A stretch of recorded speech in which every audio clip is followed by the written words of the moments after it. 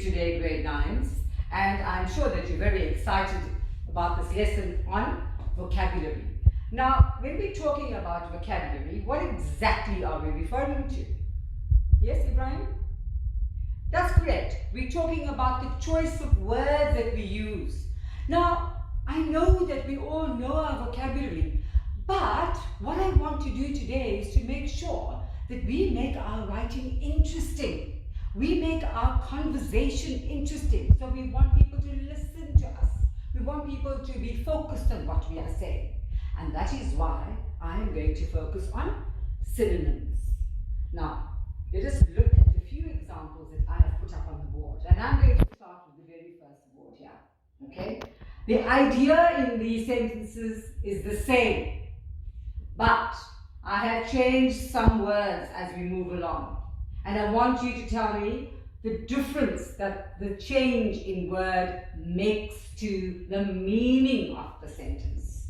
That is our focus today. That is how your writing gets more interesting, more focused, more developed, and that is how the listener is more engaged with you. Remember? Yes, we want our audience to be an active listener, an active participant. Okay, let's go. Right. It is my fault, she said as she went out of the room. That's an ordinary sentence. It is my fault, she said as she went out of the room. We know that she is saying that something was wrong. Let us move to the next example. It is my fault, she whispered as she ran out of the room. Let us try that again. It is my fault, she whispered as she ran out of the room. Immediately, the atmosphere has changed. And what has brought this change around? Yes, the choice of words. I have used whispered instead. Here it was simply said. Now I've changed it to whispered. So the suggestion is that perhaps there's a secret going on here. Perhaps something terrible has happened. Okay, just by changing the word. We are looking at synonyms. Now the last example. It is my fault, she shouted as she staggered out of the room. It is my fault, she shouted as she staggered out of the room. Immediately, we have another change. Look, boys and girls, at how our meaning has changed from the beginning. Our first sentence was very ordinary. Would you agree with that? And then we moved on to whisper, and then to shouted. So when you are writing, this is what I want you to do. Stop just saying, she said, he said, I told her. Change it. Make it come to life, because this is what writing is all about. This is what our communication skills is all about. Okay? Because we want that meaning to come through. We want to paint the picture for the audience. Okay? Now, one of the most overused words in the English language is nice. Oh, it was a nice cup of tea. My mother looked very nice today. It was a nice lesson. He's quite a nice boy. What does nice mean? Actually, nice means nothing of any significance. Once upon a time, perhaps nice was a nice word, but it is an overused word. And when you tend to use nice too many times, then that makes your writing very ordinary, very plain, and this is what we want to avoid. So let us read this passage on the board and listen to how it sounds. I would like you to read for us, Samira, but for today I'll do the reading. Thank you. My friend Lucy is very nice to me. We had a nice time yesterday when we went to a nice burger cafe. Everything is nice and clean and it looks nice. Can you hear? And smart. And the food smells nice too. Lucy paid for the meal and I think she's nice. Do you get what I mean, boys and girls? You can hear it. My goodness me, that is such a boring paragraph. What is nice telling me here? My friend is very nice. We went to a nice cafe. Everything is nice. The food smells nice. Thank you very much. Take nice out of your vocabulary. I don't want to see it in your writing. Alright. Instead, let us look at the synonyms that I have put up on this board. Now remember, S for synonyms, S for a word that is similar in meaning. Yes, you may have to use the dictionaries. Please do so. Check out the thesaurus. You have an online dictionary. You have an online thesaurus. Make use of these. Okay, they're there for you. And it is this that is going to catapult your results, your marks into another category. Now let us see how we can change this paragraph, this boring paragraph. Here are the list of synonyms. Let's try the first one. Okay, Abdul Basit. My friend Lucy is very nice to me. Let's find a word here. She's very nice to me. She's very kind to me. Well done. She's very kind to me. Lovely. We went to a nice burger cafe. Nice burger cafe. Alright, if you want to use fantastic, we went to a fantastic burger cafe. Everything is nice and clean. Now, remember we always talk about context. You know this. So for me to get the correct synonym, I have to look at the context. So I'm talking about the cafe. So I can't say the cafe is appetizing, of course not. I can't say the cafe is delicious, it's delicious and clean. But yes, I may say it is well designed and clean. Lovely and smart. So, you need your dictionaries for this exercise. There's no doubt about it. Alright. The food smells nice. Yeah. Appetizing. Or scrumptious. Scrumptious simply means delicious. There you go. So we've also got delicious on the board here. Lucy paid for the meal and I think that she is very nice, or I think she's fantastic. Or we've used fantastic. I think she's very generous. Remember? Context. We're talking about Lucy paying for the meal.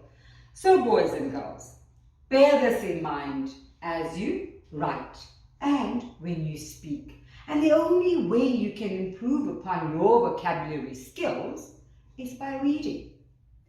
Watching some good YouTube videos as well, alright? And watching some good movies. I'll give you a list of good films, and I'm saying good because I want you to get the language in order. Okay, please, I'd like you to form 3 groups for me now. Listen to my instructions before we all get up. I have 3 posters on the wall. I have placed some post-its on the posters. Your instructions are as follows. You are going to rearrange the post-its on the poster in a particular sequence, which means you are going to organize it from the most mild meaning to the most powerful meaning of this group of synonyms. I need my glasses. So for this exercise, we are talking again about somebody who is sad. And the list of synonyms here given for sad are grief-stricken, depressed, miserable, distraught, tearful, and unhappy. So bring your dictionaries, come in your groups, okay, 4 people. So we need a scribe, which means somebody is going to be writing notes, all right? Write down the meanings of those words, and then you are going to arrange the post-its from the mildest to the most powerful. Okay, so the mildest one here on that list is most certainly sad. It's the simplest of the lot. And then we're going to go to a very extreme emotion, which is, in this case, grief-stricken. When someone is grief-stricken, they are beside themselves with pain, hurt, and sorrow. So there we go. We are looking at synonyms, and I want you to make sure that you grow accustomed to using different words, and these words show different meaning. These words show you the intensity of what the person is feeling. All right. One last little peep at the PowerPoint presentation. Okay. Now, again, we are looking at someone who is speaking loudly. So instead of saying he shouted, I could say he bellowed. I could say he screamed. I could say he yelled. Or I could say he cried. All of that means that I am speaking out loudly. Okay, next one. Did they say it quietly? She whispered. She muttered. She murmured. When somebody murmurs, you can hardly hear what they're saying. And she mumbled. Some of you like to mumble at me. Sometimes when you are upset with your parents, you mumble because you don't want them to hear what you are saying.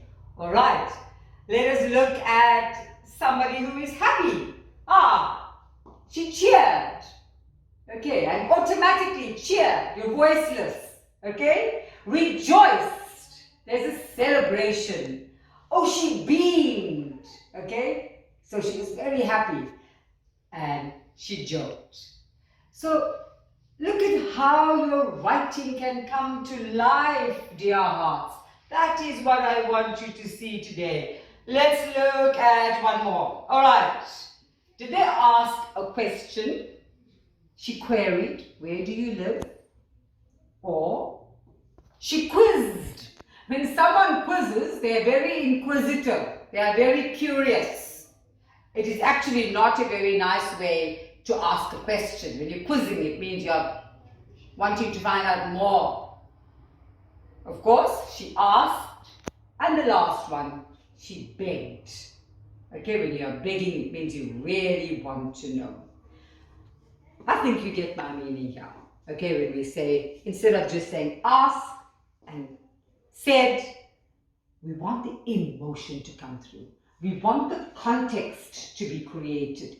We want the audience to know, what is your character saying? What is the character's purpose in saying that? Who is this character? So you bring your writing to life. And in this way, your conversation, you also bring your conversation to life. Well done to you for completing the posters. All right, I'm going to come around and have a look at what you've done in your groups. Have a quick chat about it as well. Look at why you are saying that happy is mild, but ecstatic is powerful. All right, remember they are all showing the same emotions, but in different degrees. And before I leave you, your homework. Please take out your textbooks, okay? And we are now going to turn to page 47 of your text, all right? And the exercise is number 4 on page 47. Do you have it? Number 4, please, Abdul Basit. Yes, number 4. Read the paragraph, okay? And the list of synonyms is given to you at the bottom of that page. You will complete this as your homework task, and I'll see you tomorrow. Now, I don't want to hear about anything that is nice, not Thank you and have a lovely day. See you tomorrow.